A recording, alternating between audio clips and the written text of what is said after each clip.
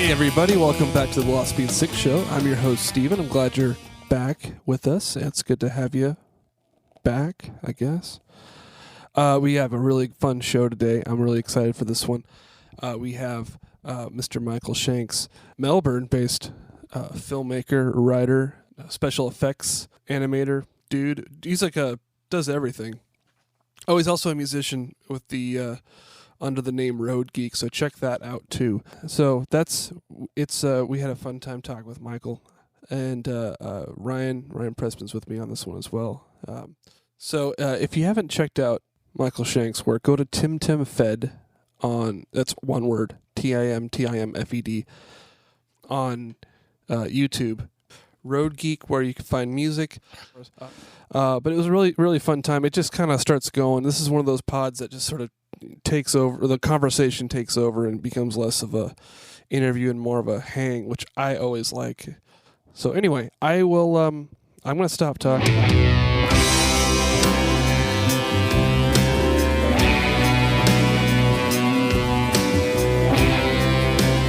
We gotta let this guy know that we're real professionals. Yeah. Look at my wall. I have the same thing. I'm like, I gotta let these guys know I'm a real professional. I must have my Emma Watson poster on display at all times. Actually, it's a sketch a friend made of mine of Emma Watson. I'm a big Emma Watson. What? You know, I know that you guys are audio and music kind of focused, and forgive me if I've gotten some of this wrong, but, you know, what do you guys do kind of day to day? What's your kind of area of expertise? Let's see. I am, my day job is mostly live sound, and mostly recording is the Lost Beat 6 as whatever this is more of my umbrella of any project that I want to do with my friends. Right. And so a lot of it is also my fascination with like creative people and creative communities and how they kind of collect and develop themselves and how they get shit done, because I always have a hard time doing that myself. So that's part of the ethos of what Lost Beat 6 is. But I am mostly a live guy, and that's how I make a living. But the fun stuff is mostly in music production and recording, right. And then, you know, but I have a fascination with filmmakers, filmmaking, writing, foodie. It's in all sorts of things like that. We're all very broad.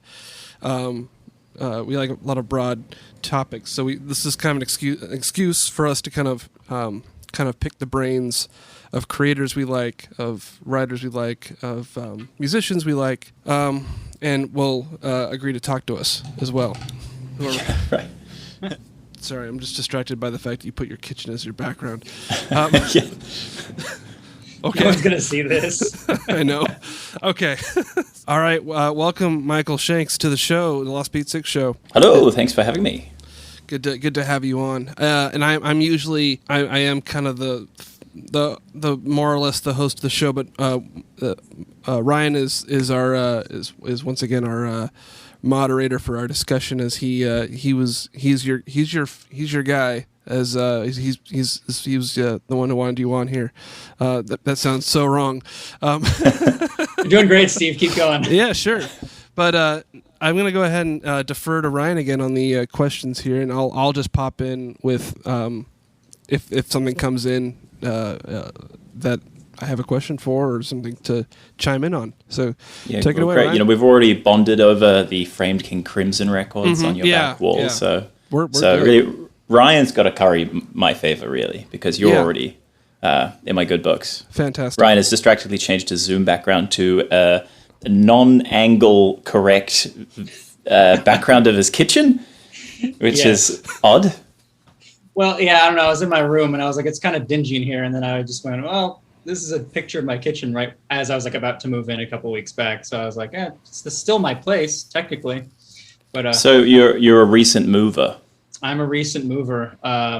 Yes, which has been interesting in the whole pandemic kind of situation. But I've just been a shaker. Yeah, Steve's the shaker. I'm the mover. But no, I mean, damn, where do I even go with that? But yeah, I guess what we should kind of introduce things a little bit. And besides, Ryan is going to be your guy. Is that how you introduced me? Yeah. No, I mean, Mike, we're really happy to have you on the show. You're primarily known for your work in film. You also do some music stuff. You do music for film, mostly your stuff, it seems like. But yeah, I mean, the reason we got you on the show, because I feel like this wasn't super clear to the last couple guests, is like, oh, they just got me on the show. I don't know why.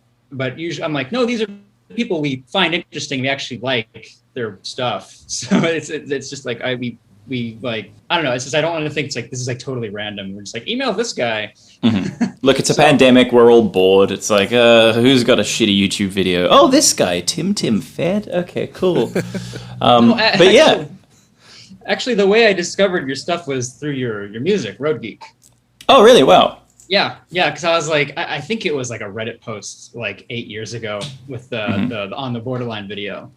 And I was like, oh, and then I found out you're a filmmaker, which this is leading into my kind of first topic of discussion, which is a kind of weird. But yeah, I was like, okay, this guy's like playing all the instruments. He's recording and producing all the music. He does the edits. He does the After Effects. He does like all this stuff. I'm just like, I look at people like that because there are a couple of other sort of creators or whatever artists that do like kind of a similar thing. And I just look at that and I wonder, because I do the audio side of things, the musical side of things. And I just think, like how do you have enough room in your brain just to do all of that stuff like at a professional level? I don't have that. Well, yeah, I suppose, to give myself just a quick intro, just to clarify to people listening, as discussed, I'm a sort of a filmmaker predominantly based in Melbourne, Australia. Work mainly as a writer-director, but I wear a lot of hats on my own productions, which is helpful in kind of keeping the budgets down in terms of working in that kind of guerrilla independent film space. If you can take on more of the responsibilities yourself, that's less of a team you need to kind of trick into working onto your crappy production ideas. And I also am a big music fan and have been playing music since I was a kid. And I sort of developed all of these skills during kind of my high school period because I guess, I'm just particularly during then, I was really good at obsessing over something kind of on the internet and realizing like, wow, I can learn how to use a door. I can use how to, that's a DAW, not like a thing that enters rooms. Right. I figured that out much earlier without the internet. I can learn how to edit. I can learn how to do kind of visual effects. And suddenly the whole like world felt very available to me in ways that it kind of hadn't when I was like a kid. Right. And straight out of high school, I got this. I kind of made a little short film in my final year of high school, and I entered it into a competition, and it won this film competition. But the prize for the winning the competition was a contract making a web series for this like American online magazine. And so essentially, I was 17 and had a contractual obligation to create a piece of content that was 5 to 10 minutes of like action comedy every fortnight. And so it was a kind of sink or swim scenario where I had to learn how to edit. I had to learn how to shoot. I had to learn how to, write and direct and coax my friends in to come and act for me and build costumes and do the music because there wasn't, anybody else in that team really. Right. So once again, the maxim necessity is the mother of invention has proven itself to be sort of true in your case. Yeah, well, yeah, and that I wanted to do it. Like, why not do it all if you can? Like, it's. I guess I'm just fortunate that I, was taught. I took piano lessons from when I was like really young, and so I had kind of a comprehension of music and got passionate about it early. And then, throughout high school, I kind of discovered theater, which made me think about like acting and performing. And I always wanted to kind of write. But it wasn't just like necessity. It was just want. Like I kind of realized like, wait, I can try and do all this stuff. Like, why doesn't everybody just try and do all this stuff? It felt kind of strange to me meeting creatives who would do kind of one thing. And I was like, but don't you want to do the other thing? Because then you don't have to find somebody else to come and do that thing with you. You can just kind of make it. Yeah, and even to the point now, like when I'm working on more higher end productions where my role might be something like director, I still feel anxious delegating because I'm used to kind of doing some of those roles myself.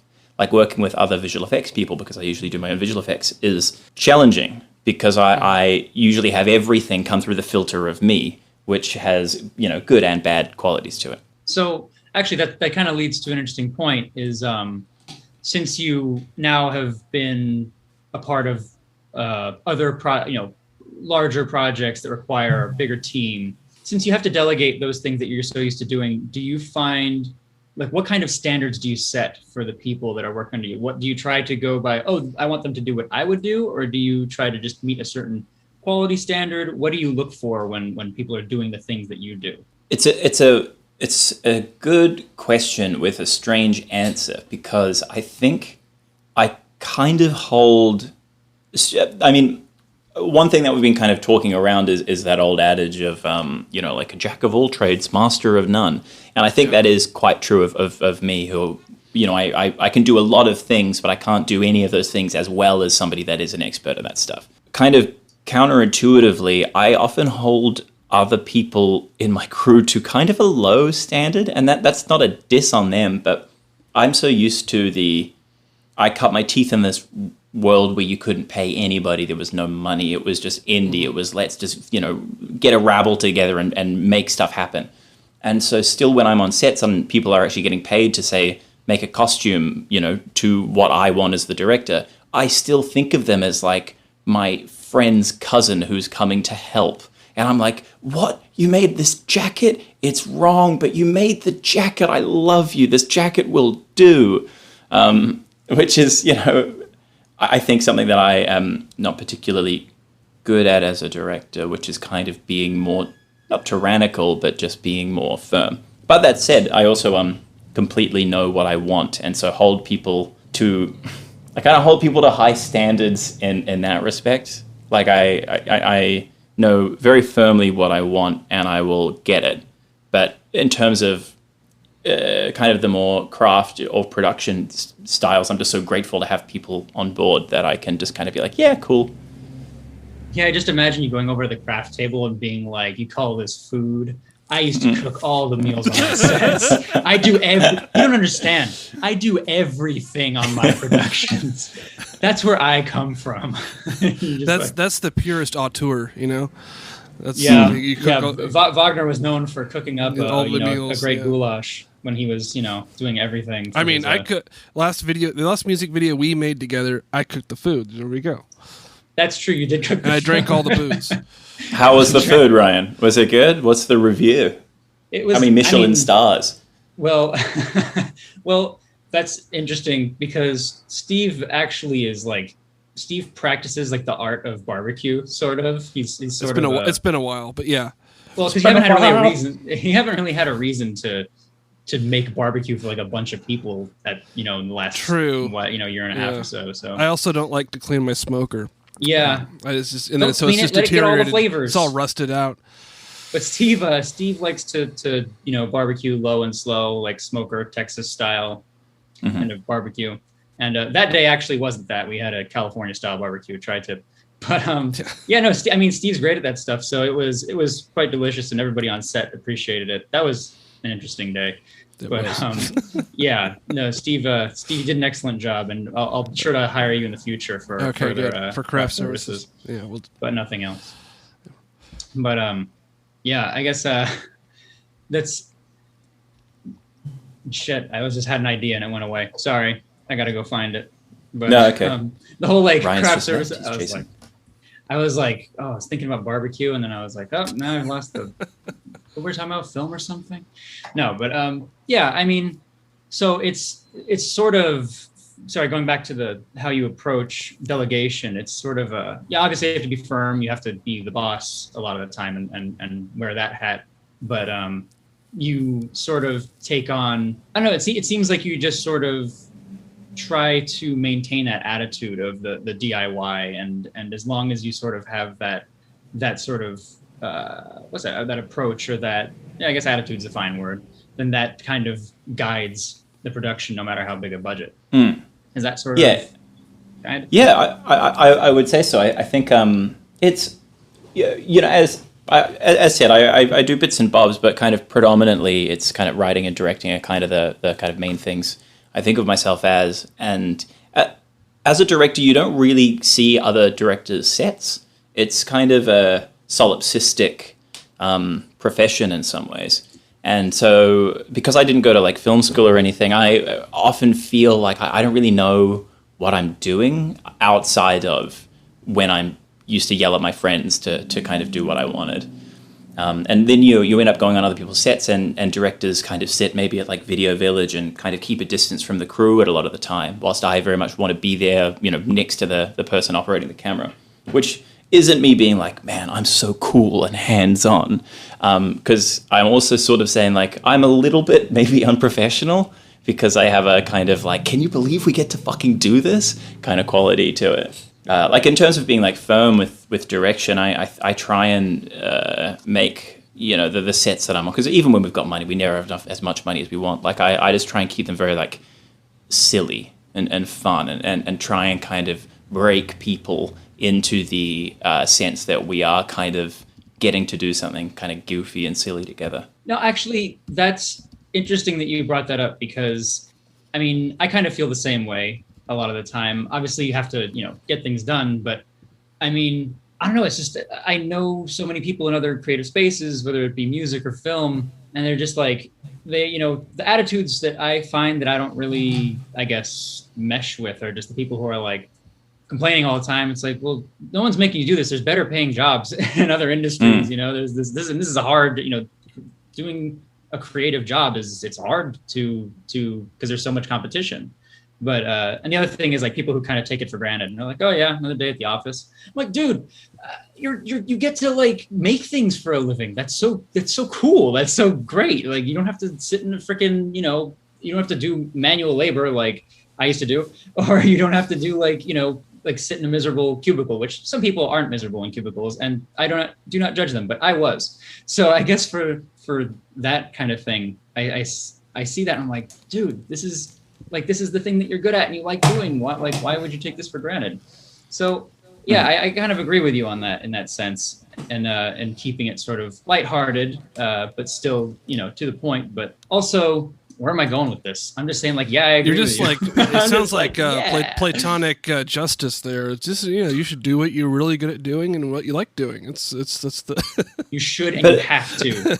And it's also, going back to the kind of just people on set, maybe complaining or something, like there is, I think that kind of illuminates so that there is a type of work on set that is particularly kind of manual labor-ish and kind of a bit of a grudge. And I think that's really, understandable that is more of a day job for those people, as opposed to somebody like me who gets to spend months coming up with silly ideas and then going on set and being like, my ideas are coming to life, whilst there's people lugging shit around and I'm like, why aren't you smiling?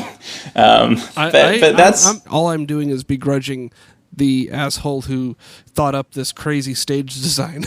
I mean, Steve, we've been those people. Not the crazy assholes, not yet. No, but it's going to take 16. But it's going to take 10 semi trucks to put these set pieces for a band or a DJ that plugs in 2 inputs to a thing, and it's a. Yeah.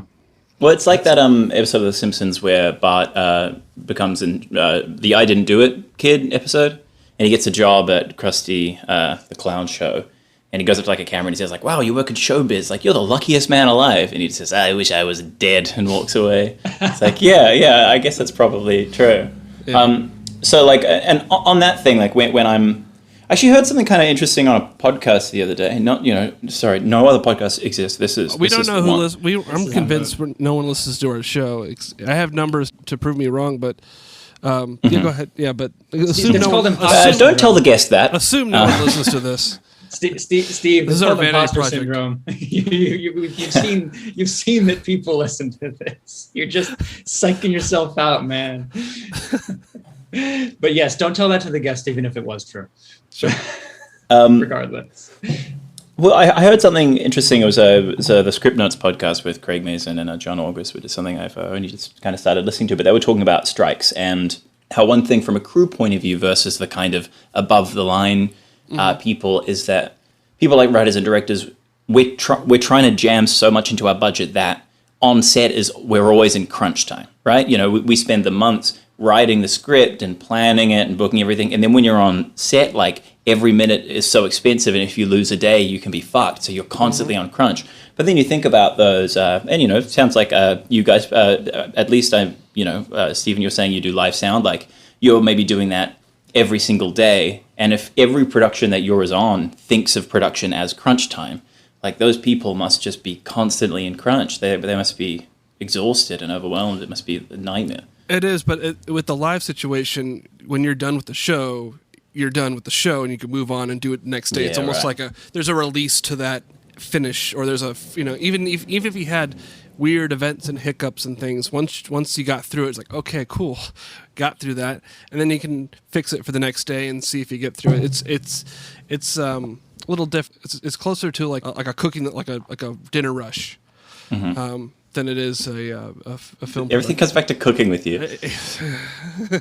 That's what Steve does best. It's a thing. Well, just going back to kind of what I was saying before, quickly about like trying to get like the crew on side and having an atmosphere of fun. Like every director probably fucking says this about their stuff. So excuse me if I'm being a total narcissist here, but particularly down in Melbourne, we don't have like a huge film industry like really in all of Australia. So these crew that are working 5 days a week are usually working commercials, and it's probably pretty dry stuff. Mm-hmm. And I mean, that's still a lot more fun than what I do most days, which is sitting at my computer being like, would this line work better?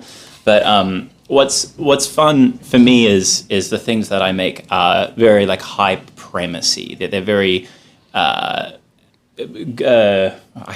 don't know why the word kooky popped into my head, because that's like the worst thing ever. But like, they're like strange ideas. They're like fantastic, Sure. And it's fun to have crew, sometimes come up onto set, sort of not knowing what's going on. By the end of it, they actually feel a part of a team, and you can feel like an enthusiasm kind of come through because they're more invested in, something with like magical creatures doing shits as opposed to like a Kmart ad. I have to kind of agree with that.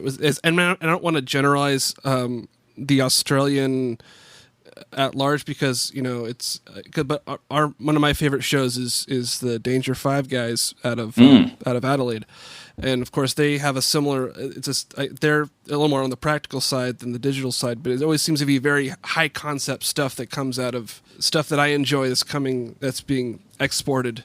For lack of a better word, it seems to be like we're both huge King Gizzard fans, and the Gizverse, and the just that kind of element of very highly creative content that does come out of it. Seems to be, I don't know, I'm not sure what's in the water or whatever, but it seems it's funny to hear you say that, because everyone around here feels the opposite. Like I went, there is that kind of selection bias somewhat, whereby we think of the 80s as having amazing music, but that's because when there's a station that plays 80s songs, they play the 20 best songs from a decade. Yeah. Well, so if you were there live, like, so, between, Huey Lewis records, you've just got so much shit. I don't know why Huey Lewis became my, like, paragon of quality of that decade. I think it was Back to the Future.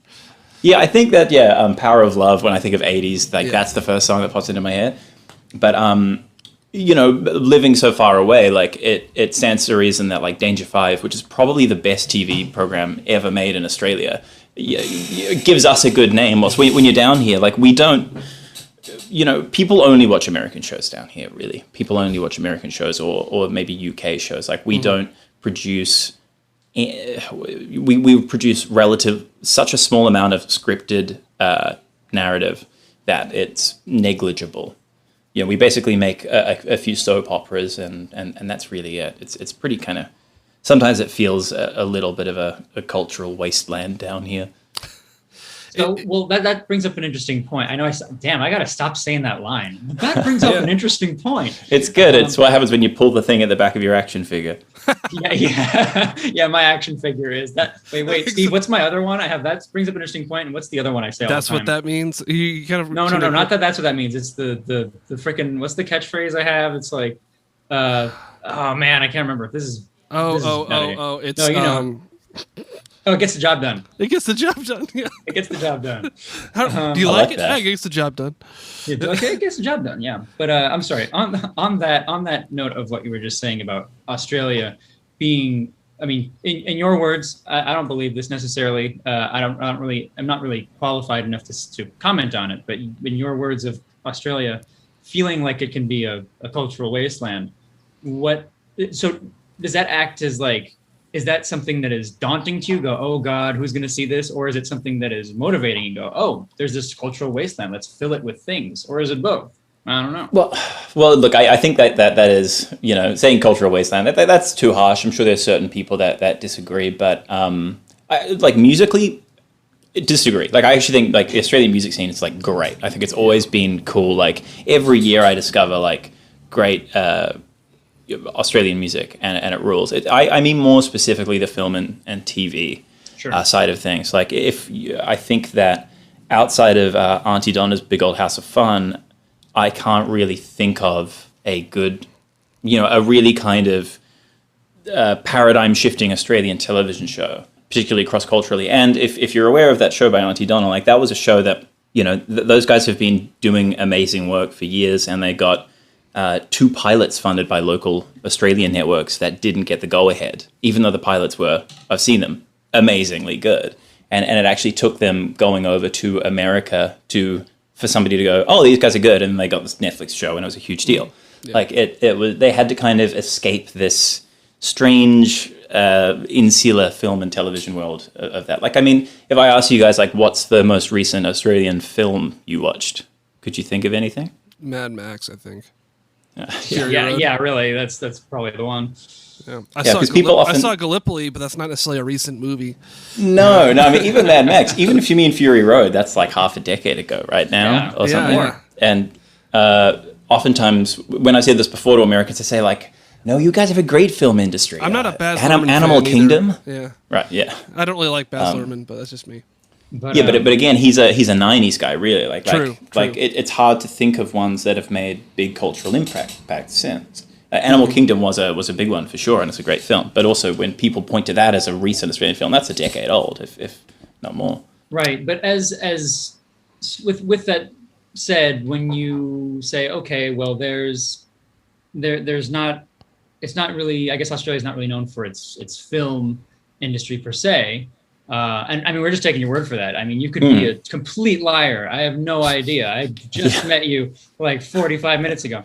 No, but based on that, it's I don't know. There's some beautiful things come out of that because people. Yeah, I mean, okay, you move to LA where we are. It's I was about to say that same thing. That's cool and all, but like first of all, it's hard to like get a scene together in that sense because it's so oversaturated.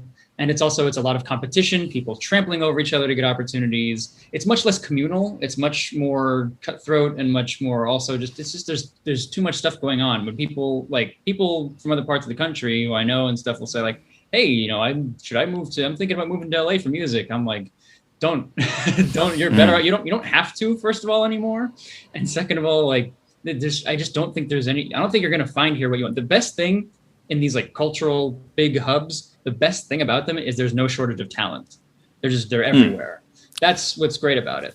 But everything else, it's like, I don't know. But so on the flip side, in Australia, I mean, it seems like there's a lot of film talent and other talent as well. But I don't know, is that kind of a factor? Is it going, okay, well, the scene is a bit smaller here. If there's any, I'm not saying a specific, singular scene, but the film scene overall being smaller, do you think, okay, well, it's much more communal. It's much more like, I don't know, much more collaborative. Is it like that or? Somewhat, yeah. Like I actually think that most of the people in the film industry that I meet locally, like, are cool. Like that they are like friendly and nice. And, like with any arts industry, there's, kind of the more challenging people, but compared to, say, like my little dalliances in the music industry, like I found film locally to be a lot more welcoming. But as Stephen said, it's not that anybody actually listened to this podcast. But just to clarify, our government body, Screen Australia, I actually think are really great, and I think they're really accessible. And, we do that kind of socialized funding stuff. And I'm sure that there are downsides to that, but at least in my own very limited experience, that has been great.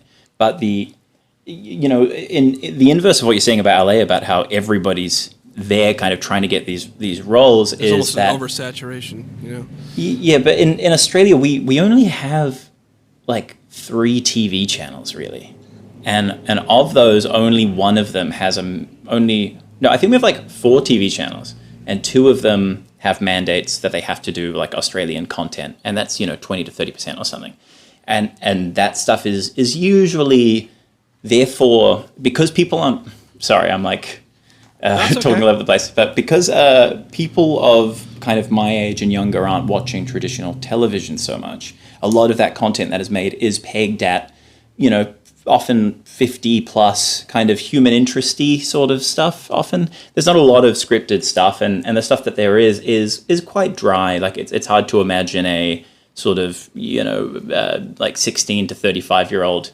market getting super excited by this stuff, because it feels sort of risk averse sometimes, the creative choices that are made. But yeah, like and if you therefore there's just so few opportunities. Like it's hard to imagine. If out of a whole country there's like maybe 5 TV shows made a year that are scripted, like that's pretty limiting, and often that'll be like maybe the second season of a person that got one the first time. Which is I think particularly challenging for the film industry, which is kind of unique from the music industry, which has its own challenges. But if you want to make an album, you can kind of go make an album. Like you can just kind of like. It's not necessarily going to be good or bad, but the tools are so accessible to an individual compared to something like film, whereby you can go film something on your iPhone, but that's going to suck, and like it's really you've got to at least have a sound person to do the sound, and then there's all these processes like to make an indie film, a low budget. People call a $3 million film low budget. If you spent $3 million on an album, you'd be like, what the fuck? That is crazy. Like it's, I think that is, as somebody that's kind of done a bit of both, like that's something that's much more challenging about the film industry versus the kind of indie music scene. Right, but there are more elements to that go into a film than into an album. I would say, no? Or well, there's more people involved, I think, sure. Certainly. But I don't know. I genuinely don't know. Like I record music, and I find that, I might have a track with, an individual song with so many tracks of different musics and plugins, and it's very involved from a post point of view, I guess, which is as are films, I guess. Oh yeah, but on that note of, I guess I'm not really talking about. Yes, you have people competing for opportunities in where we are in music, film, all that stuff. But I mean, also what I'm kind of getting at is it's also difficult to form communities and sort of, I guess, scenes, if you want to call them that. They're not non-existent, but they're very insular and they're very protected, and they're because so many people are like, I want to do my thing, I want to do my idea. I am the brainchild, I'm the visionary of this project, and I don't want to work on other people's stuff. I want to work on my stuff. Working on other people's stuff is my day job. So which I think kind of goes for everywhere, and is not, I don't think that makes you a bad person or it makes a bad place, but it's very hard to foster like people genuinely getting together and saying like, hi, I'm not just trying to get something out of you. I want to work with you genuinely.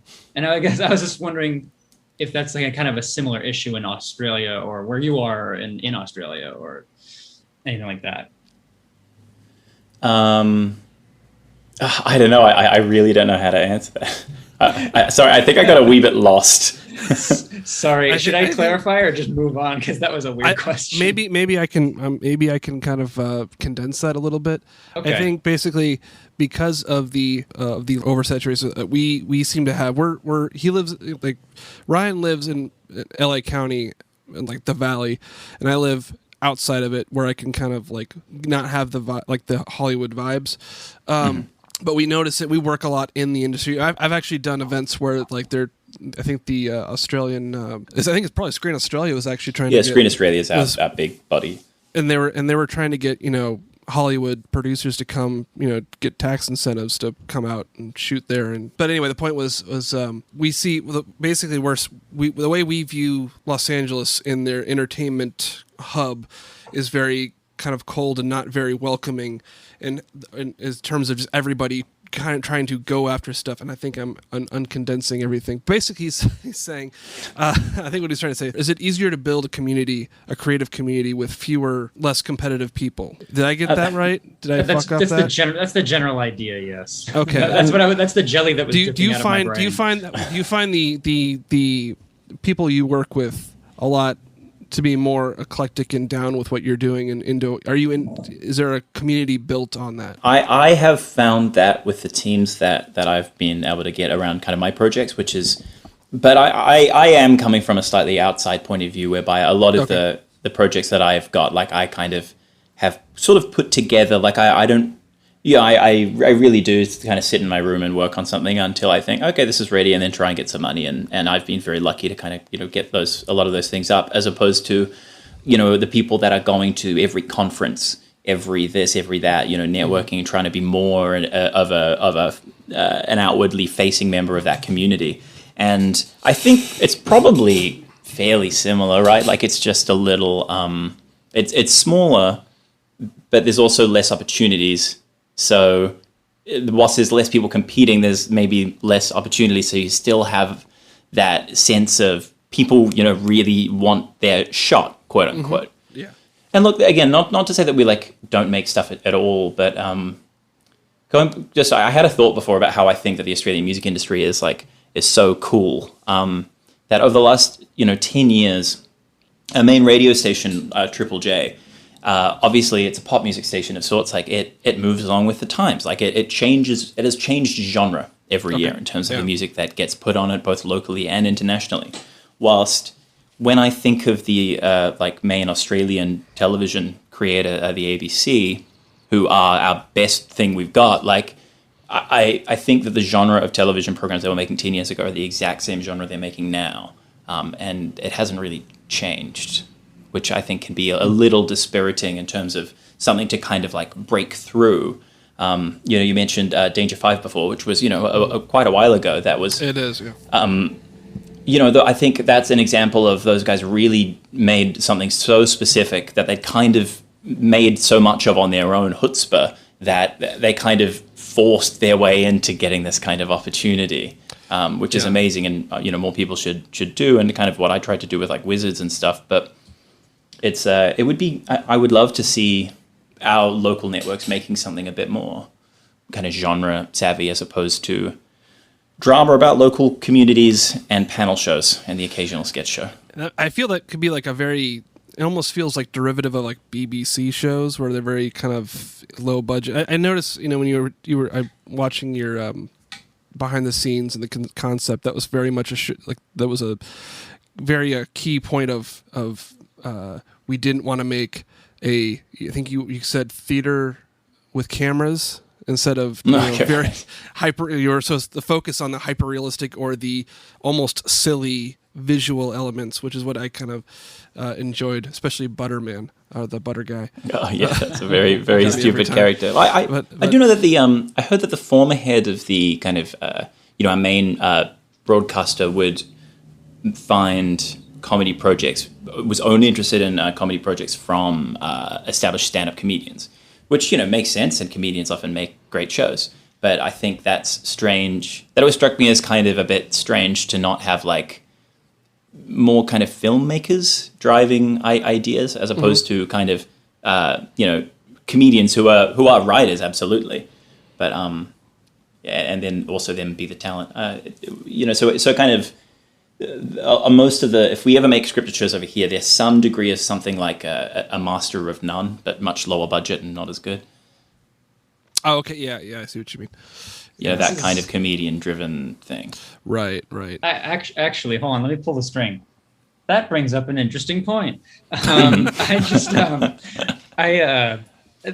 kind of funny with this, just the way the direction you were kind of going in with, a lot of Australian stuff is, it's talking about, I guess in terms of TV, it's pretty mundane. It's panel shows, it's dramas, or day-to-day sort of slice of life things. And then you make something like this. I'm kind of connecting the dots of, so was this sort of an inspiration for Wizards of Oz, which is obviously you are like a fantastical character in this magical, interesting world with huge battles and dragons and wizards.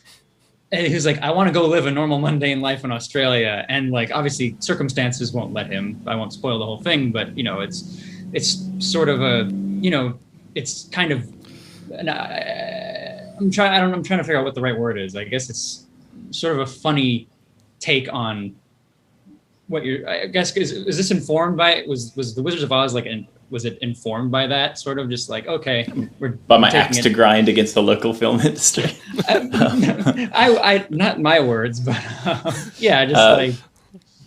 no, I don't think so. I just thought that I think it's a funny kind of parallel, like a funny line to draw. But what I was really inspired by was just was kind of the two things that I loved at that age and were really formative to me were like Ricky Gervais shows, like I loved The British Office and I loved Extras. I love that kind of kitchen sink, awkward comedy, and also just like totally stupid, ridiculous, absurd comedy. Things like The Mighty Boosh, Douglas Adams novels, Spike Milligan, Yes. Futurama, The Simpsons, like that kind of stuff. And it just felt like a funny idea. Oh, and also like I grew up in New Zealand as the Lord of the Rings movies were being made, and that was like legitimately nightly news. It was just like, we finished filming day 38 on Fellowship of the Rings because we were like, a movie's being made in our tiny country. Whoa! And so that was like a really a big deal for me. So that's kind of where I think all that stuff kind of ran into coming up with that Wizards show, but that was a program that aired on television down here. So like it came out, but it was funded as a web series because that was sort of the only. So I mean, I didn't have a huge track record behind me at that point, but we got funding for a web series, which is kind of the only format where you could do something a little genre-ish, I think, locally to get any of that funding. And then we kind of just made the hell out of it, as in want of a better term, to try and get us on television, and we actually ended up getting kind of our coolest network down here, SBS, to come on board and screen it, and take it on as one of their own. Damn. So it's it's a kind of like backdoor way to get onto a television thing, because I think if that project were pitched to any network, it would have been too goofy, I guess. Yeah, True. I just feel like an asshole because I like projected this whole thematic thing onto it, like trying to bridge ideas, and you're like, nah, it's just made about stuff I like. No, I know. I mean, that's way cooler. Like it makes me feel like I have some actual depth as opposed to just being like, I like when men go kaboom. I think Frank Zappa said something along the lines of like he didn't know what his songs meant when he wrote them, but then years later he would like read someone else's interpretation and be like, oh, that is what it was about. So I'm just going to pretend I'm like that. I'm cool like Zappa. It's like an ex post facto psychological evaluation. You're like, huh, all right. That's what I meant. Yeah. Totally. Yeah, Especially if totally, you agree yeah. with it, or it's an insight, or like Well, that. if it's really thing. interesting or cool or funny, you're like, yeah, it was totally my But idea. if it's something that gets taken the wrong way, and you get You get like, nope, like did not mean that. Nope. you get like negative kickback. And you're like, Yeah. no, that's not what I meant. Sorry. Yeah. But Well, my work is so silly, generally speaking, that it like defies like interpretation because it's so transparently like, boy go kaboom, haha. But it's sorry, I just remembered when the film Hereditary came out. Oh, yeah. Reading an AMA with Ari Aster, the writer-director, and I'd seen the film and I loved it. Like I still love it. I think it's incredible. And it felt like this like cursed object. I was like, what did this mean? What did that mean? Oh, it's crazy. I couldn't stop thinking about it. And then I read this AMA with the director, and everybody was showing him interpretations that he was just like, no, we made that because we couldn't film that actress that day, so we had to change the script. It was just like things like that. And I was like, no, you're taking the magic away. It's just like, I secretly kind of love those because I love how it just ends up becoming an endless, as I've heard the Red Letter Media guys in Wisconsin say, it's just like indie filmmaking is just the endless series of compromises. You're just like, just get that in there because it ends up being kind of a situation where, and that's kind of what makes bad movies so funny is what they think about, like the Schadenfreude of finding out that actress did, in that really bad B movie decided to, not work. She quit the film, so they have to get somebody in a wig and flip, put them at a just backlight them the entire time. And I think I've seen that exact episode of Best and the Worst from Red Letter Media that you're maybe referring to. Yeah. I rewatch all their Halloween episodes around this time of year. So cool. It's they're if I could ever get a hold of them, I love the fact they don't care at all. Like what? There's never a call to action. There's never a like and subscribe. There's just we do what we want, and we're happy you like it, but we also could give two shits. Could not care less. What that kind of mentality. They've built that early YouTube wave and just kind of rode with it. But I could talk about them all day because I want to get them on the show. But anyway, to the point is I always enjoy that kind of that sort of behind the scenes kind of meta filmmaking kind of stuff of we couldn't get this done, so we I love it too. But I think that growing up, you think of music and movies, whatever, like kind of art and culture like obsessed you think of it as something transcendent and kind of otherworldly, and then sometimes when you make it your job and you realize like a lot of this stuff is just technical and bureaucratic, and that doesn't make things less artistic necessarily, but I still kind of I'm a non-religious person, and I still kind of want to think of art as this kind of higher power that is to be communed with. And then particularly, as we spoke about before, like film is such an economically focused art form that it's just kind of business decisions and boring stuff sometimes. I've noticed you flex on George Lucas a few times. Flexed on George Lucas, that's what it was. Or just like, and I thought there's just those little moments where I just started chuckling, whether it was the cutting the pear with the magic. It's like I lost that, but even just like the thing, one of the trailers with the special edition was just kind of funny. But I've really come around on George Lucas in the most recent years. In a good way or a bad way? Yeah, like I kind of love the guy. I don't know that much about him personally, but I just think he's like his story is just very, very funny. Like a guy who like tried to buy the rights to make a Flash Gordon movie, couldn't. So he wrote a Flash Gordon movie ripoff because he's like, I'll just do this. Yeah. And then it becomes the biggest thing in the world. He then immediately hires other people to direct the other movies because he's like, I hate directing. Directing is hell. Yes. He then kind of quits. And then 20 years later, he's like, you know what? I'm going to go back and I'm just going to make, 3 more of these movies. And everybody's like, yes, thank you, George. And then they all hate him for it because he doesn't do a good job. And then he just kind of like says fuck it, sells it for $5 billion to Disney, and then gets a paparazzi photo of him taken at an Adelaide shopping mall food court eating. Is it really in Adelaide? Yes, an Adelaide shopping mall food court. And I also just love that he's like a guy who has a costume. He's always dressed as George Lucas. Yes. He's never wearing clothes. He's always dressed as George Lucas. Yeah, and, he's like I'm sorry, go ahead.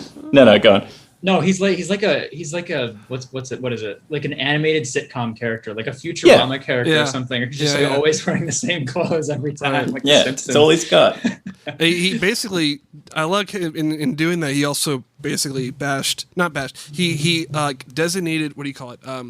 In selling the rights to Disney, he basically also like alleviated the hate that was on him to Disney.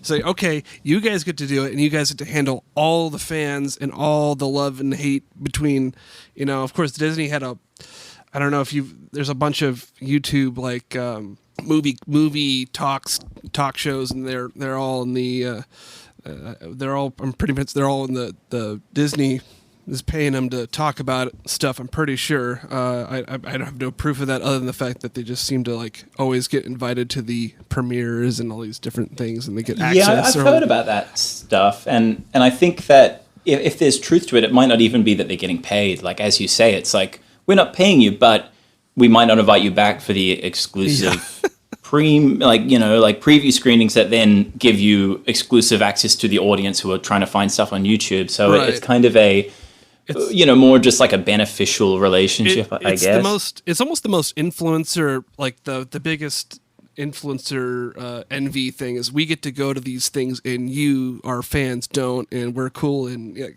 kind of that kind of horrible Instagram kind of look at me, show off nature, that got the almost got the ire of the Fire Festival kind of vibe, that's just me spewing and ranting on that for a minute there, but yeah, I didn't understand any of that, but keep going. You didn't? No. Should I? Do you want me to repeat myself? I said keep going. Oh, okay, I'm pretty much done hating on influencers, but okay. That's just me for now. But yeah. No, I actually had a question because this whole, I don't know, it was kind of like marinating in my brain the whole time was because I don't know, I don't want to keep beating up on Australian film industry. Like I feel like that's a bad thing to do. You started, Michael. Well, yeah, and to be fair, we like what we're seeing, so. Yeah, I don't think there's like anybody to blame or anything like there's anything like hateful about it. It just, there's not a lot. I don't know anybody who watches anything Australian. Right. It is all like none of my friends, nobody I speak to online, like nobody watches. Every producer that I speak to in the industry, they will only bring up other Australian shows that are made to kind of roll their eyes at them. And some of that is probably a bit of tall poppy syndrome, a bit of wanting to cut down people that are getting opportunities. But it's hard to feel like that everybody's like that, and that they're it'd be really great if there was a bit more going on. It would be so cool. I would feel so much happier sitting down at the end of a day and chucking on an Australian show. Instead of feeling like I occasionally check them out to like eat my vegetables. Sure. The sort of thing that was, I guess, what I referred to as marinating in my brain was, with the issues that you've sort of brought to light about or at least to us, to Americans, you brought to light that there's this like sort of, I guess, atmosphere in Australia regarding the industry, whereas we have a bustling film industry. It's a large cultural exporter, like you said. You watch mostly American or British stuff. We're a huge cultural exporter, yet we don't get jack shit for arts funding. And you guys have great arts funding, but there's nothing to watch. Apparently, it's all commercialized instead of socialized. Why do you think that where is that money going? Where is big Australian state money? What is it funding? Where is the money going if you got nothing to watch? No, I'm curious. Like, how come you think that the arts funding is so much more robust with Australia, aside from just probably being a little more evolved as a culture than us? We're not not funding Afghanistan wars. Yeah, we have we do a bit of that, I think.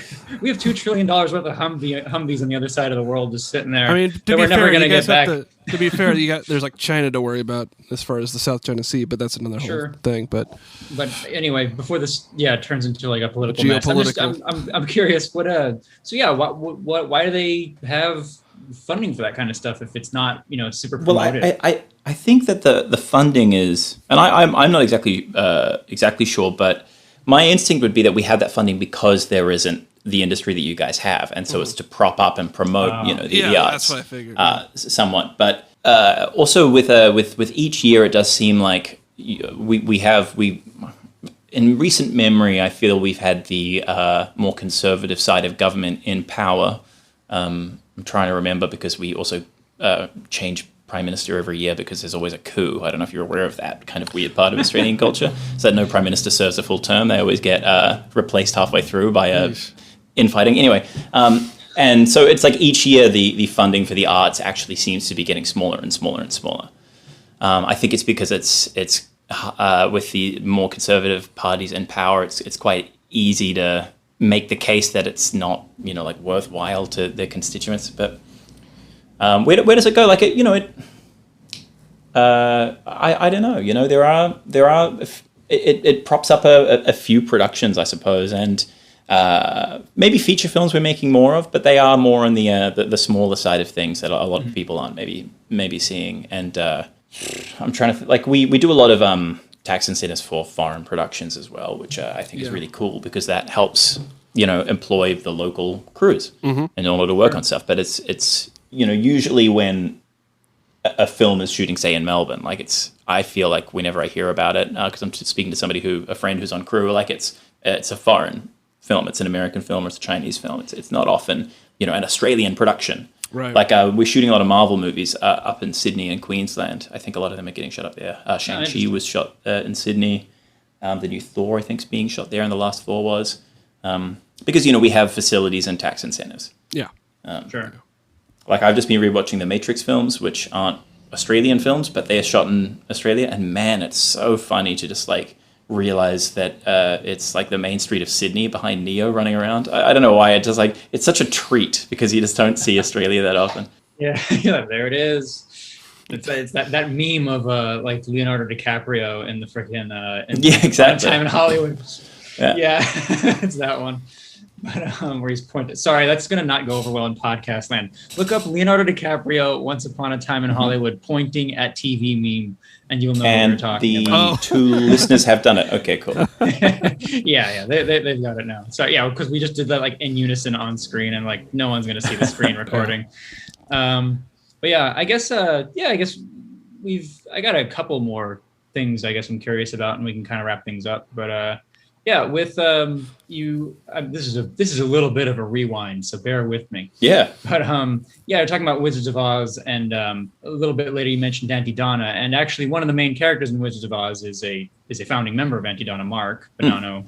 Was your decision to cast him influenced by, I saw Auntie Donna and I liked it, or I knew him before it? I'm saying Auntie Donna like it's Auntie Donna. Auntie, yeah, that's how we say it. Yeah, sorry, I'm from the U.S. and but yeah. So was that were you influenced by I'm gonna this guy is super funny, I want him to be the villain or the antagonist, or it was sometime during the writing where I was like, it's got to be Mark, and I didn't know him well. I kind of met Mark kind of randomly. How maybe it's less so in LA because all artistic people kind of flock to it, but certainly living in Newport in Melbourne, which is a place nobody's heard of. I was doing kind of YouTube stuff, making stuff for YouTube, and if somebody ever comes up to you and says oh yeah, my mate makes YouTube stuff, you got to check it out. They then make you watch the worst shit ever. And I had a guy that I'd kind of jam with at a friend's house, and he's like, man, my mate, he makes YouTube stuff, and it was Auntie Donna. He went to school. He used to be in a band with Mark Bonanno, and I was like, okay, cool, I'll check these guys out. And then I was like, holy fuck, this is really good. And then I just kind of met Mark at some Screen Australia thing, I think, and just kind of chatted to him, and then ultimately got back in touch and said will you do this thing? And he said yeah, which is great. Right on. This is actually, what you just, that whole spiel, I'm glad I asked that question, because that sort of acts as a good sequitur into the not talk shop, not shop talk portion of things, because I like to not let the podcast get totally bogged down and tell us about movies, tell us about music, tell us about how the thing works. We were just talking about George Lucas 5 minutes ago. We're fine. We're fine. But no, it's I noticed that you went into a sort of more cartoonish version of an Australian there. What is that? Is that from a different? Are they from a different region that you're doing a caricature of, or is that the self-deprecating humor that I enjoy so much? Who was that cartoonish Australian man that you were just imitating? For whatever I think it's not pulled out of the ether, but that's a voice that I just kind of do. I don't know why this kind of this guy that I kind of like to do a little bit. It's I don't know exactly what that is, but yeah, there is absolutely what you're talking about, which is the kind of more Australian. We call them the ochre accent. Is what it's called. Yeah. Which I assume is the Australian equivalent of doing a Southern accent. Yeah, I think you're right. It's what you do for the British Cockney accent. You know what I mean? That's the it's a little more quote unquote working class, I guess, or if you were it's total generalizations. But if in a cartoon you have kind of more neutral coastal American accents, and then you have a Southerner. The Southerner is probably like the dumb guy, and probably this, you know. And it's like Tucker's parents in Danger 5 being the, it was like a ostrich and a wallaby, I think. It's been a while since I've seen it, but don't. But, yeah. Does the ostrich speak with a broad Australian accent, or are they? In my head, they all kind of sound like this in Danger 5 because that's kind of how they talk. Well, that's the formal ones, but I think in the season 2 where they have like the wedding and stuff, his parents are like extremely like they're animal. They're like a wallaby and an ostrich, and in 2 they have like that I forgot what did you call it, the super. Ocker? Ocker, yeah. Ocker, they had that kind of accent, so it was just like a... You know, they kind of talk like that, I guess. Yeah. I've heard that. You know what? I've heard that before. I remember like Jay Watson, the guy, the Gum. I don't know if you're familiar with the musician Gum. He's the keyboard player for Tame Impala. Okay. Yeah, he did like on a Triple J, like a version. He did like that voice doing the narration to like the intro to the music video for Prototype by Outkast. So I've heard that, and you know who else does that? It's like Michael Cusack. Are you familiar? Yeah, I know. Yeah, Michael. he does that all the time. He does that all the time, and I'm just like, that's where that's from. I know what that is now. Yeah, I was curious to know like what is that? Because he kind of fucking puts it up there like with some of his characters. So are these people that you're describing? Are they just like Australia's punching bag, or like what is that? Yeah, a little bit, absolutely. And you know that like Michael Cusack has that like really famous old clip, which is give us a ciggy, fucking if you know that, which is like a type of person that it's almost like well, like what we call what we in our little group call Ameriburgers. Yeah, like Ameriburgers. Ameriburgers. Yeah, just like That's Steve's word.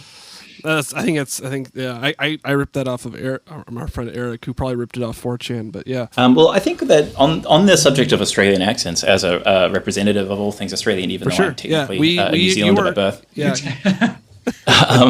that we actually have a really dysmorphic. I think of us as having kind of a dysmorphic relationship with our own voices, and I think part of that comes from the fact that we aren't creating. We don't see ourselves reflected on the screen that much. Okay. So when I've seen so many films that are like American movies where like a character is Australian and that is an Australian actor, it's a Jai Courtney or something. Mm-hmm. And then afterwards Australians will say to me like, Jai Courtney's accent, that was awful. That's a terrible Australian accent. It's like, motherfucker, like that was his voice. Like he is Australian. like when we hear it reflected back to us, it sounds yucky because I think generally as a culture, we think movie characters are Americans. Like that's the voice. Like every time you speak to an American, it's a bit like speaking to like, it's like a celebrity because that's kind of what the voice sounds like. Even in our like music, it's gone there like by default. Because I think British people do this as well. Is like I think by default when people start singing in bands in Australia or the UK possibly a bit, you actually kind of put on an American affectation. If you go back to big Australian bands of like the 90s and noughties, you've got Silverchair and Powderfinger, bands like that. Like they're not singing with their Australian accents coming through. They'll talk with their Australian accent, and then when it goes to singing, they'll sing in American, but you don't really notice it because it's neutral. And when I've sung in bands and stuff, like I definitely do it. And it became such a thing that like, somebody like Courtney Barnett comes across who very pointedly just sings with her own voice. And it's so crazy. It's like, what? Why is she doing this voice? It's like, because like that is our voice. Yeah. It's really funny to kind of like just sing along to just an American rock song and just keep your Australian accent on it. It just sounds awful sometimes. And it rules that people like Courtney Barnett and like earlier than that, even like Missy Higgins were like really reclaiming it. But you probably don't know of Missy Higgins, who was kind of a pop star here for in the noughties. But sure. So I remember she came out with some stuff and people just like, people either liked her or like absolutely hated her because it's like, I can't stand her voice. And her voice was just the exact same voice saying, I can't stand her voice. It was just... This reminds me of just Australian. The normal like human like cavernous, the way we hear our voices without actual audio reproduction coming back at us. It's similar to that, but on like a cultural like a geopolitical level of it's just kind of interesting to think about. But where it's that's is that really what we sound like? I don't. Maybe that's. Am I justifying that? But yeah, I mean, I should be. It's been easily a decade or two since this has been fairly mainstream, but like I still find Aussie hip hop very tricky just because of that accent thing. It sounds too next door neighbor to me, maybe. No, now that you mentioned it, I'm thinking of all like the singers. You go back to like, I guess they do kind of do an American affectation, I guess. I was thinking of Neil Finn. I was thinking of Kylie Minogue, and then I was thinking like Jimmy Barnes.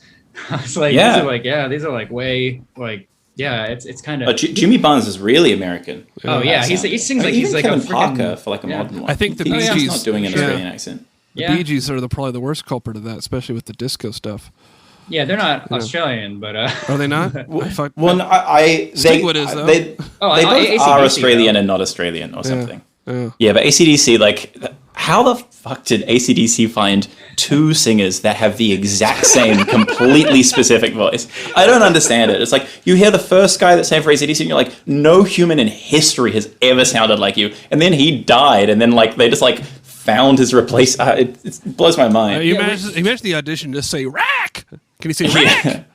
Were you, like, weirdly old when you found out they had two singers, like, also? I think I learnt it, not that I'm, like, an akadaka head, but there was an Australian film which is about like them visiting like some AC/DC fanatics visiting the grave of the original singer, and that was when I learned like, oh, okay, yeah, there were two singers, because you would never know just from listening to it. No, yeah, it's pretty remarkable. That's kind of I don't know how they pulled that off. You know who else did that actually? Not as sort of the new singer isn't sort of as famous because I guess it's past their prime more so. But if you look up the new singer, Arnel Pineda, the new singer for Journey, sounds eerily like Steve Perry. It's like, wait, and Steve Perry, like, he's just like, yeah, you're never gonna find anybody who can do what I do, and Arnel Pineda slays it. That is the upside of tribute acts. You have a giant work pool. I think the Beach Boys do that same thing. The singer for King Crimson now he doesn't really, I mean, they've had a lot of singers and he doesn't really sound like many of them, but they actually got him from a King Crimson tribute band. Oh, really? I mean, that's the plot of that Mark Wahlberg film, Rockstar, right? Is it? Yeah, he's a tribute act singer, and then the singer dies and they hire him for, I mean, I've never watched that movie for a million reasons. I didn't know that about King Crimson. I'm a big King Crimson fan. But yeah, they've had so many vocalists over the years and so many different styles. Yeah. And now only Adrian Belew is still alive of that earlier group, because I think. He's from like Thrack era. Yeah, he's disciplined just disciplined through Thrack. He was actually. I think for whatever reason, I think Fripp did not, when they brought back the touring group.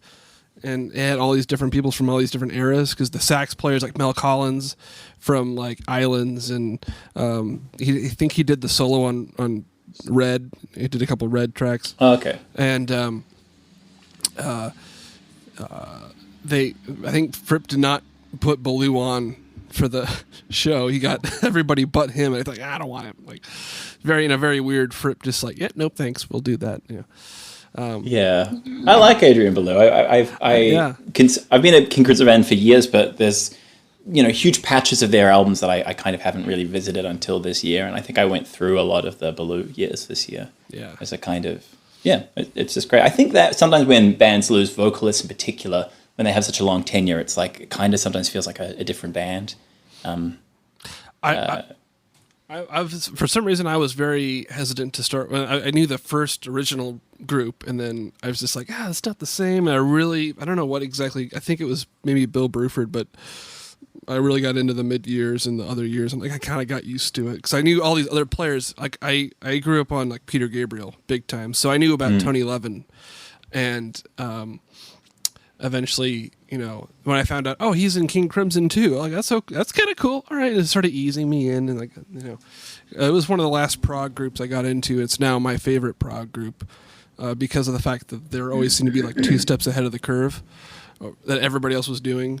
Like by the time Red comes out, you're dealing with like it sounds nothing like Tales of Topographic Oceans and Brain Salad Surgery and all the other bigger, epicer things that feel, not that I have any problem with like Brain Salad Surgery, but like a lot of tunes that would feel more drawn out, and the reason all the punk stuff and the counter to it and all the simpler punk stuff would take it, sort of bury them, would kill them off. King Crimson seemed to avoid that because they were kind of in that, they weren't quite that same direction anyway, if that makes any sense. Steve, you need a prog rock podcast. Yeah, I should talk to Sean. That's what you really need. Should talk to Sean. Yeah, just like an endless rambling prog. We call it the prog swag. Yeah. I have a dozen different like music essays, and I have one about non-linearity. Oh, I thought of a singer who sings an Australian accent sometimes. Is what's his name? Kieran J. Callanan.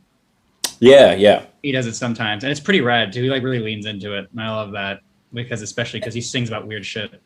I agree, and yet he is an artist that has a smatter of irony to him. There is a more performative quality to a lot of his stuff that, and I don't mean that to take away from him, but it's, he's got that kind of theatricality to him that he's figured out a voice, and yet the standard less interesting stuff is just default, Australian. Right. No, I see what you're saying, but I guess I can't really. I mean, because like Kevin Parker, he definitely sounds not Australian when he sings. Nick Albrook from Pond has some moments. Well, he got a thing about sounding like John Lennon, so close to a John Lennon style voice too. That was how I found out about Tame Impala. Was like, listen to this, and it sounds like John Lennon. Like, okay, cool. It sounds like the Beatles. But, well, yeah, I suppose that's it, because you listen to your heroes, and sonically what Tame Impala is checking out, like 60s psych, is one of, that's presumably a big influence. So of course you gravitate towards, you try and make your guitar sound that same type of phased, you try and make your voice sound that same type of tonal quality as well. When I do like bits and bobs of like singing, which is stuff mainly for myself that I never actually release, like it is something I freak out about. Like I kind of don't know where to land on it. It's tough. Mm-hmm. I was actually gonna say, because now that I'm thinking about this, I was like, oh yeah, wait. The whole reason I discovered your stuff that you, in general, your film and is through your music, and I was like, oh yeah. I'm thinking, I know Sugarloaf is like 8 years ago now. A long time. Sorry if that puts you in like a weird temporal space, but I think it's actually taken 8 years for me to not entirely cringe when it gets brought up. Like I immediately, I've been like so turgidly like tense about it for so long, and now I'm just like, who cares? It's long enough, old enough now. We'll get to that in a minute. But I noticed, you do kind of ride the line. There's a lot of lines where you're sort of slipping into an Australian accent, and other ones where you're just sort of not avoiding it, but you're not really like hitting on that. But is that like was that on purpose? Is that just what is that? Well, I think that like I am a kind of I think a real core part of me is just like a deep shame.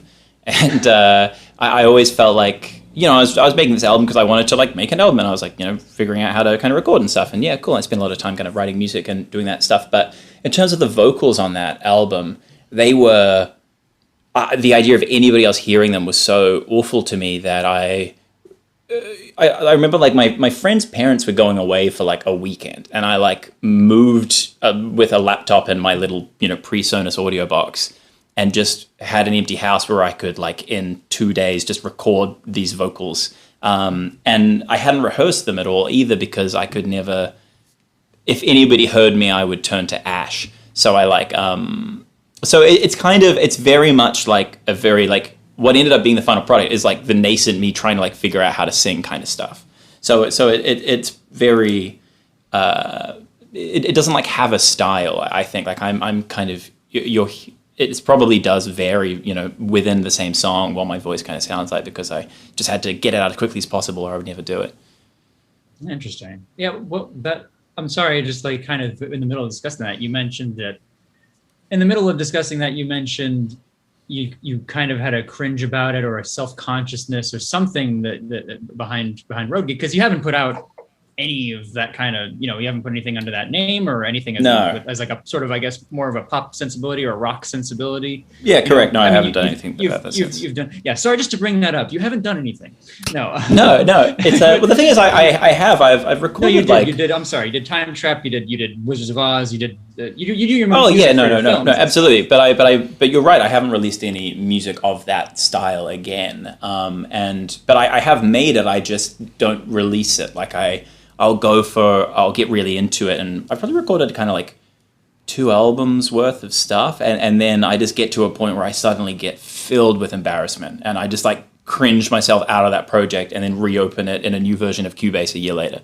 That's kind of how it goes, and then I get bored trying to relink all the old files, and I go, oh, whatever. Yeah, because I was bummed because I was like, oh man, this is cool, I love this, and then I was like, and then nothing came afterwards. I was like, oh man, that's kind of a bummer. And then I was like, oh, I really like these songs and I want to like sing along with them in the car, and the lyrics aren't anywhere. And I think one time when like something you mentioned that like, yeah, I don't want anybody seeing my lyrics. And when I was doing homework for this podcast, I think you said that on Twitter or something. And yeah, I was like, oh man, I'm not like trying to put pressure on you or anything. I was just like, oh man. I was like, what happened to it? So I was just looking for closure, I guess. I don't know. Oh, well, yeah, honestly, like, thank you. Like I've had a few people kind of message me over the last kind of sort of year or so about it. And I think I'm just like finally at a point where I find that really, that makes me feel very good, because it is something that I cared a lot about. But I think, sorry, we've just had a visual change, and I love it. I'm sorry about that. Oh shit, that's. Oh, nice. I'm flipped. I'm inverse. What happened to me? Sorry about that. I'll get back to.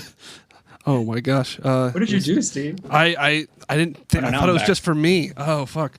It went from like. Steve was incredibly bored. He was like, nah.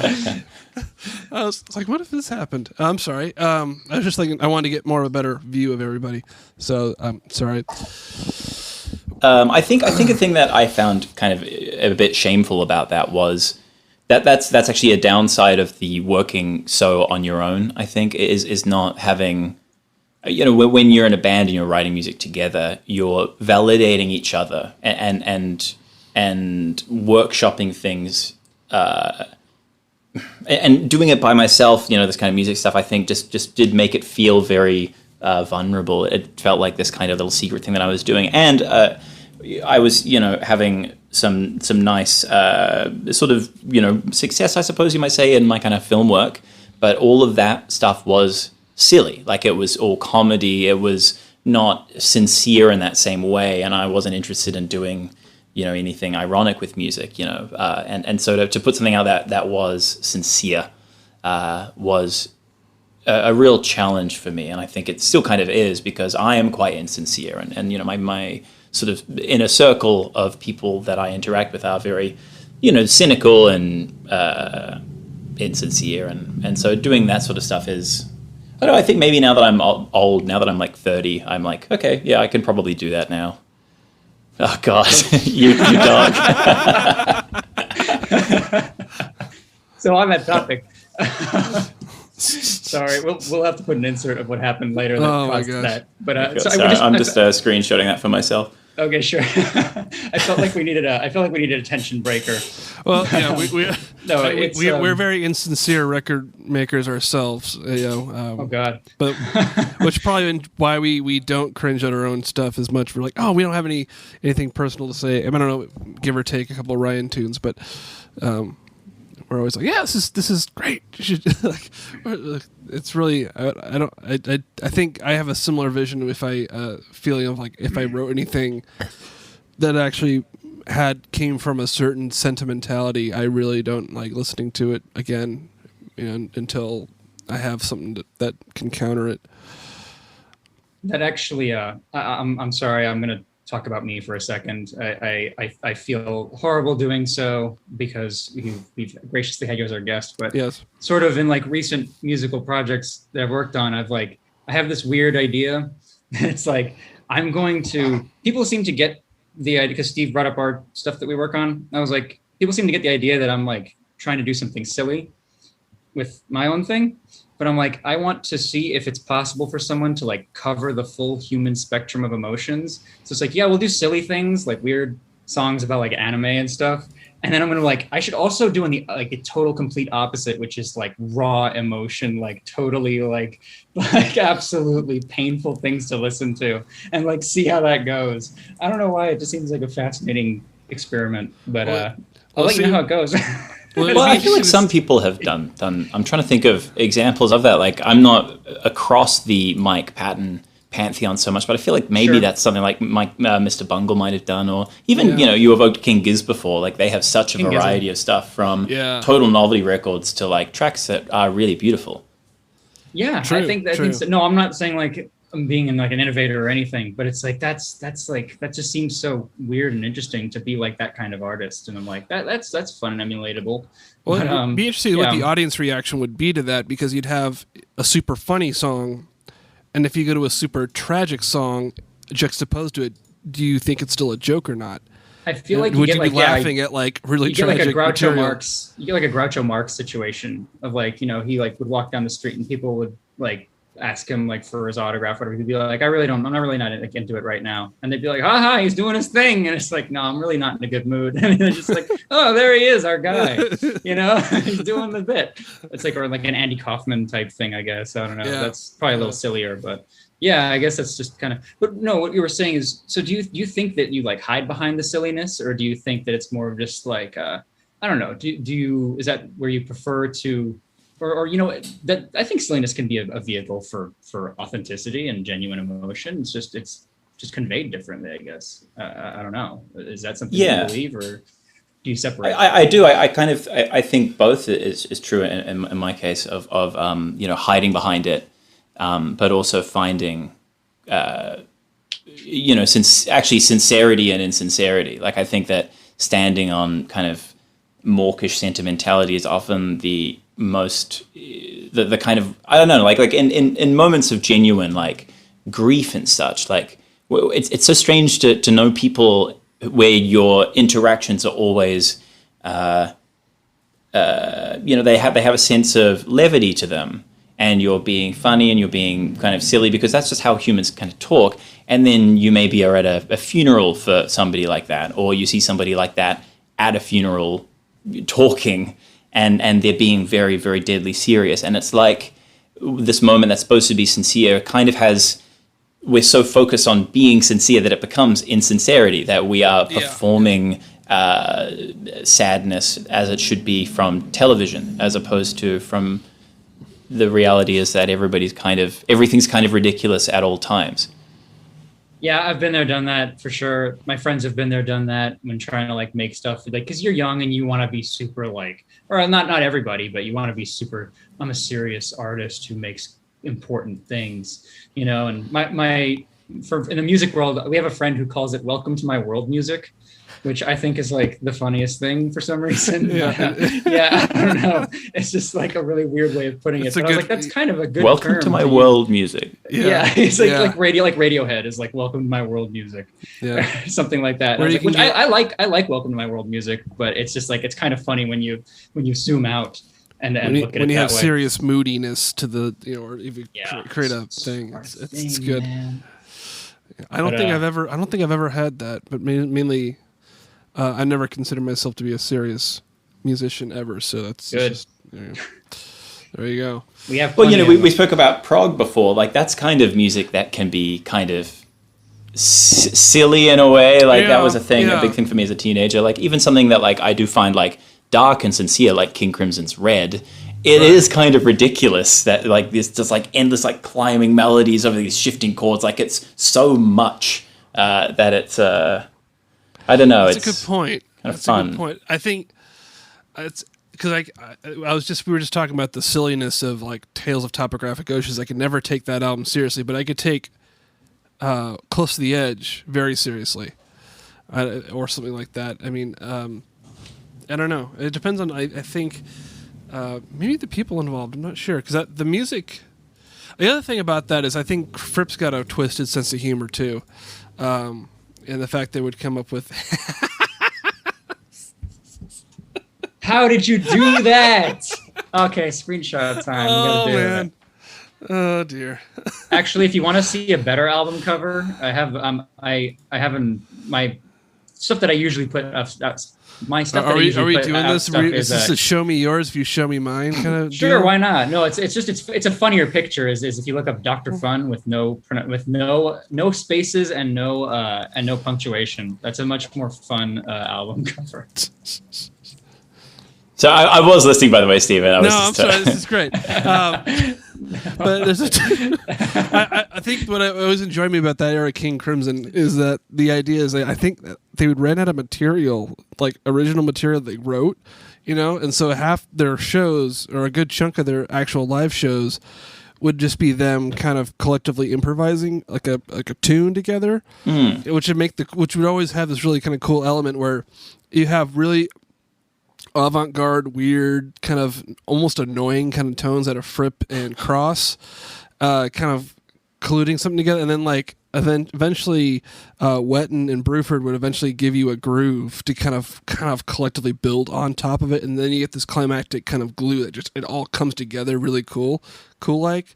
I think that happens in Providence and a couple of the Starless and Mild Black tunes, and like Three of a Perfect Pair. Is that kind of that era, or no? That's the last of the Discipline era.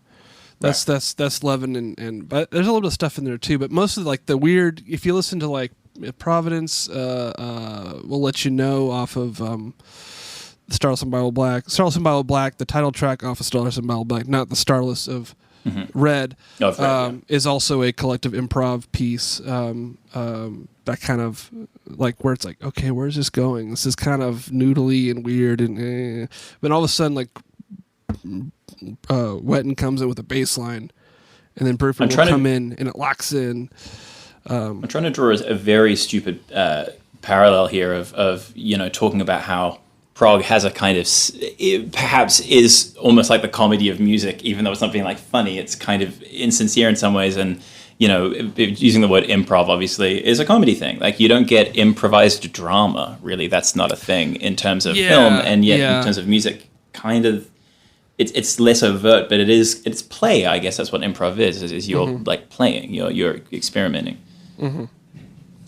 Yeah, wow, we got two prog rock podcasts from Steve in one episode. That's rad, man. I do appreciate the fact we've got into from a interviewee thing to more of a hangout mode, which is always what I like about what this podcast can become, is very casual. So I do appreciate you doing that. Good. Oh my God, Steve. We're there. Steve, shameless selling out there. No one's gonna see this, so yeah, it's okay. Actually, you know what? I'll screenshot it.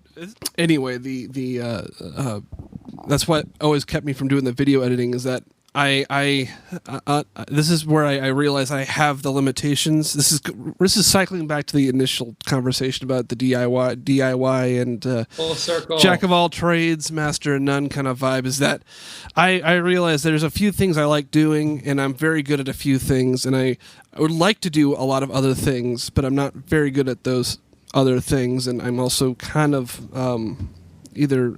There's a level of laziness or standards that I can't get myself to match to, so I'll have to have someone else do it, but I don't have the money to pay them for it, and it becomes let's just sod it and we'll just move on. Well, at least you're good at something, Steve, and that's what's so important. It's cooking. It's cooking. No, it's. I have found the going back and recording more like kind of poppy, rocky kind of music that I'll probably never release. Like that is going back to kind of trying to do everything. Like I make my income in the film industry, and I think therefore now when I give myself permission to actually go and work on the music stuff, I feel more like it's more pure in a way. Like I feel more delighted by it because it's kind of unmoored from my job, I guess. Like there's no deadlines that I'm, fucking it up. It's just kind of for me. I find that very satisfying. I don't know why I brought that up. Just thinking of music and different types of things. We were talking about that, and I mean, that was, no, that's I think still relevant to the conversation. That's not out of line or anything. But yeah, I mean, well, I hope you. I really like that album, so I hope you do some more stuff. And I mean, I know you're doing more stuff, but I hope you put it out. That would be really cool. But yeah, man. I mean, I got what I got what I had to ask and say and question out there. So if anybody else has got anything, yeah. Well, I've got Ryan Pressman's SoundCloud to listen to. Oh my goodness gracious! Oh Jesus! No. And Stephen, likewise, if you've got something to send over, we have a band. No. We have a band camp you could check out. Oh yeah, Lost Beats 6 band camp. I don't know. There's not much on the SoundCloud I'd recommend. I mean, the SoundCloud had podcasts, but I don't put enough. I don't want to. There's a lot of stuff that's like I need to cycle through. Or what should I look for on Bandcamp? Sorry, what's the? This is always good stuff to keep in the podcast. Is me being like, what do I Google? Well, the funny thing is that the podcast is a marketing gimmick for the Lost Beats 6 content as well. So. At least you're not a bullshitter, Steve. I'm not a bullshitter. I'm just a very, very bad salesman. Lost Beats 6 label. Yeah. Oh, sorry, I didn't even know you were a label. Yeah, we have. There's a website, but there's also the Bandcamp is there too, so you can check out the material and things like that. There is one artist that is like is a more serious project, but that's David Sparrow, but he's cool, and that's gonna stay in. By the way, Dr. Fun, very good album cover. I like it a lot. Thank you. It was very expensive. I appreciate that. But Psychedelic Space Beef Band is. I guess that's our band that we have together. Yeah. That's the initial project between. Well, it all started. It's a long story, and I think we have time for it. Ryan had a show called Late Night Music Club. He fired me from, and I'm like, hey, what? Not directly, by the way. The powers that be fired you. Whole political nonsense, and I'm like, I could do a better job of doing a web show, and I never did a web show, but I started a podcast, and then had an idea to say, hey, my friend. My bandmate that I've been in for about 10 years, and I was like, hey, could he be the house band, and like he could be like the beefer band, because we are our moniker for hanging out is called Beef in it. It has something to do with animosity, and he's like, how about I call it the Psychedelic Space Beef Band? I'm like, cool, and that became a thing. And so when we weren't doing podcasts, we'd be doing like Psychedelic Space Beef Band projects, and then it all kind of coalesced, and then Ryan came on board after he left his own show, and then basically we're here. So that's King the history of really set a tone that you can have a silly name and not be a joke, right? It's great because it's very easy to remember. Like, oh, you have that weird space beef thing. Yep, that's the one. It's a great name. Yeah, it's very easy for SEO. Like if you look up Psychedelic Space Beef Band, like you're not gonna find anything else. Yeah. That's so. I have friends with band names. I'm like, dude, it's like a common word. Like I can't find your shit on Google. Yeah. I feel that way with like films actually. Like so, a film came out earlier this year called Run, and I'm like, what are you doing? Like that's going to contribute to the fact that nobody remembers any Netflix movies. Like this is crazy. Yeah, I can see that. Like I mean, obviously, be your creative self, and I don't think don't do it for the algorithm or anything, but also do try to take into consideration like you want people to find your thing, usually, or maybe you don't. Like that's what you should do. You should, instead of putting out more Roadgeek stuff, you should put that stuff out as just call yourself like and then just yeah, and then nobody will hear it. So I can have the catharsis of releasing, but I won't have to worry about people actually finding me embarrassing. I mean, I do think that maybe I will bring this stuff out. Maybe I will push this out. And I'm like, what fucking band name do I use? Do I use Roadgeek again? I don't know. I never liked that band name, but like, what else am I gonna do? Like, I don't know. Roadgeek is really unique, so that one's an easy one to find. So if you want it to be easy to find... It's just the name of a typeface that I was using. I was using this typeface Roadgeek because I liked the font. And I was trying to come up with band names, and I would just type it in this font because I liked this font. And then I had to come up with a band name for boring reasons within a day. And then I was just like, maybe that's cool, right? That could work. Okay, cool. Submit. And then I was just kind of done. I've been kind of saddled with it. I did not know that. I thought it was the phenomenon of people who are like road. I thought. Yeah, that is what it means. Yeah. That's the difference, I which did is not know that. slightly ironic because I can't drive. Like, I'm a 30-year-old without a driver's license. Really? But yeah, I never learned to drive. Is your city like conducive to like I mean, yes, it is conducive to public transportation because you actually fund those things in Australia. Yeah, more so than LA. But no, everybody else drives. It's just me. I think I don't really have too good of an excuse, except for maybe the reason was that big job that I got straight out of high school meant that I was just at home 24/7 working on that like series. So I kind of missed. There we go. There's the font. That would have been the years when I could have kind of gotten more behind the wheel. I've actually learned to drive this year, but then I've not been able to. I've had to cancel my driving test 3 times because of the lockdown in Melbourne. So I guess it's just determined to keep me away from being behind the wheel. Well, have you learned to drink well enough to drive? That's the right question. There's always like a thing where. What does that mean? Well, that you're the best driver after 2 beers. There's a theory that I've thought about where in non-American countries, that sounds wrong. Not like America's got the learn to drive first, get your driver license first, and then you can't drink until you're 21, right? And it's everywhere else is like you can't drive until you're 21, and that could be. I'm generalizing here, but it seems like you could drink at 18. If I'm mistaken, let me know. Maybe that's just England or Europe, I think we can start driving at 16 and then drink at 18. Okay. Right on. And then drive at 21. That was a joke that did not land. No, I got it. It was funny. I forgot that they call it drink. I forget that they call it drink driving in other English-speaking countries because here we call it drunk driving. And I forget, oh right. Sorry, it was my fault. I was being uncultured. Sorry, I just thought of a thing. Wait, since you're like in film and you've done a lot of DIY stuff, isn't it hard to not have a car or driver's license and get to like sets and stuff when you have to lug a lot of your own stuff? Yeah, definitely. I am a nightmare to work with. Yes, it is hard. Yeah.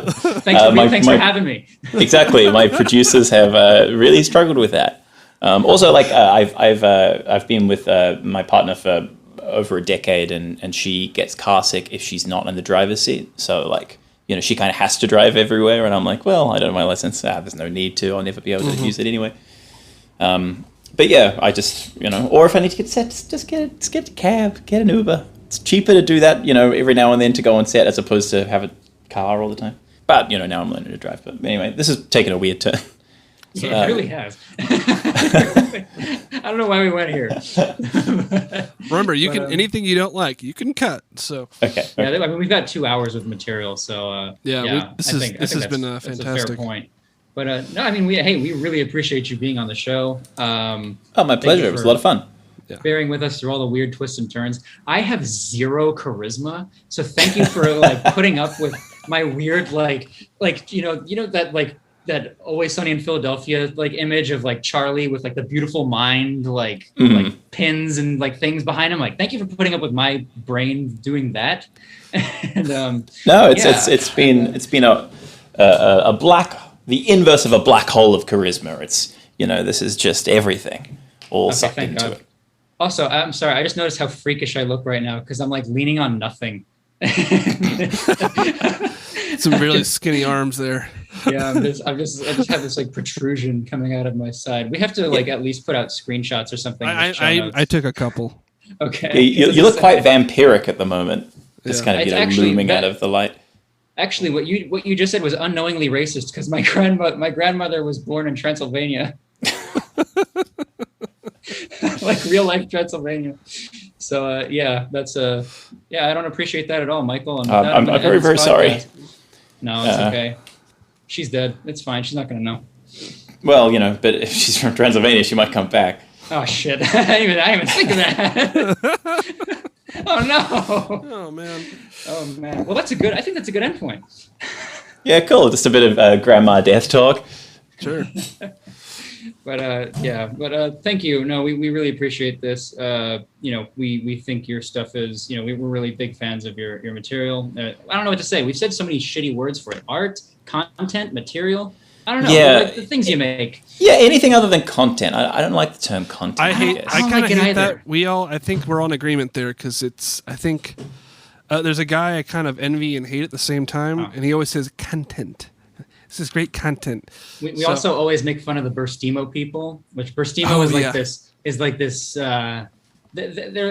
They're like this company, like this. They're actually very resourceful, and they're a very good resource for people looking to like market their music. We have no relation to them, so this isn't like a show. Sure, but we're about to talk. We're about to talk. We're about to. But yeah, we're about to get up. But they say the words content a lot with like regards to people's music, and they're like very like Northern English. So it's like content. And we always like say that whenever we're talking about making stuff for like Steve ready to make some content. The work on your brand. All right, making a wee bit of content, like. Yeah, making it. That's like Scottish, full on. Yeah. But yeah, we're like. I would say think more Manchester. Manchester. Yeah. We could. Yeah, I would feel weird. Go ahead. Oh no, just on content. Like I don't take umbrage of it with my work because I'm not like my art is not content. But I think that there is just something really grim about like considering cultural artistic exports as content, because content just means like stuff. Content just means like the inverse of emptiness, and the fact that like if you think of like music and film and art as content, we also think of, hey guys, just woke up making an egg as content, and it's strange to kind of put all of those things under the same umbrella, which is just stuff filling space to keep us occupied, as opposed to something more pure. It's literally filler. I'm actually kind of with you there because I feel like I think South Park made a point about this, but the whole idea, and we're kind of being that we're on a podcast talking about stuff and talking to you and other creators, but like the whole idea of what I don't want to do is be constantly commenting on creative work or news that comes out and calling it that, because there's a whole, I mean, that's the entire YouTube industrial complex, if you will, is a commenting is like subscribe today's news and we're going to react to the news. Is a constant reaction to things, and it's not but there's not a lot of discussion though. No, which is true. Yeah, frustrating. Like I to go back to film, like the dearth of like ending explained videos, like people are trying to like explain art rather than discuss it, which I think is not something that I find satisfying. So you're more that you like when people infer their own sort of like feelings from it and sort of project onto their own meaning onto something. Is that more your speed? Well, yeah, and it might not even be that there is like a meaning to find, but just an emotional reaction, or some sometimes there is meaning. But I think we've gotten to this weird point where like art is content to be consumed, and if it's anything even the vaguest bit out there, it is a puzzle that needs to be solved, and I don't think that's true of art. Yeah, no, I see what you're saying. It's sort of like it's kind of a weird thing to think about. like thinking about how like instrumental music can make me feel certain emotions. It's not like I'm trying to impart meaning in any lyrics, like quite literal didactic words, because it's just that. I don't know, when they jump to an A major but play it over a C sharp bass, I just go, ooh, like that connects something in me, and I don't know why. And I think that's much cooler than, or just I think that's fun as well as the other stuff. But I just think it's all just like ending explained of surreal film. This is what these lyrics mean. No, that reminds me of a class Steve and I took together in college. Is we had this like ethnomusicology class where it's like the whole challenging the idea of music. That people love to say music is a universal language. And he played us. The first thing he did was like play us this like chant from Africa. I can't remember exactly where in Africa it was from, but it was a song that is like, it's very cheery. It's da da da. It sounds like kind of like the it's a very like cheery kind of tune. And or so it seems, because the big reveal is that it's a funeral song. And the title Right. of the song means in the African language, it means vulture, which means, and then the lyrics of the song translate to "Vulture, please come and pick our bones clean when we are gone, or for our loved one who we've lost." It's a funeral song, and it's like kind of like the whole like, and that's the thinking point for the rest of the semester is like, think about that idea. Is it a musical language? Is that what you got out of this, and that kind of thing? Did you get that from this tune that you did not understand? So it's like, yeah, I think in any art form you have that sort of I guess that issue that you were bringing up about what is content versus art or what have you. It's I don't know. It'd be interesting to see people turn that on its head a little more and sort of, I guess, kind of go straight into that. And I mean, you kind of do. People make like content, like ironic content, like very like, silly sort of corporate style videos and things of that kind of humor, like very like, I guess, the mundane, but like with sort of surreal elements and then comedic elements. I mean, yeah, I don't know. That's more of commentary type stuff, I guess. I don't know. There's a weird little tangent got on. I have no idea where I'm going with it anymore, and I've kind of lost the plot, to be honest with you. So fair I'm enough. going to go ahead and shut my mouth. All right. But, I think that's a good. I'm good to. Yeah, you talked to us let for you over have the 2 rest of your hours. afternoon. And, Yeah, Jeez. I gotta get to work.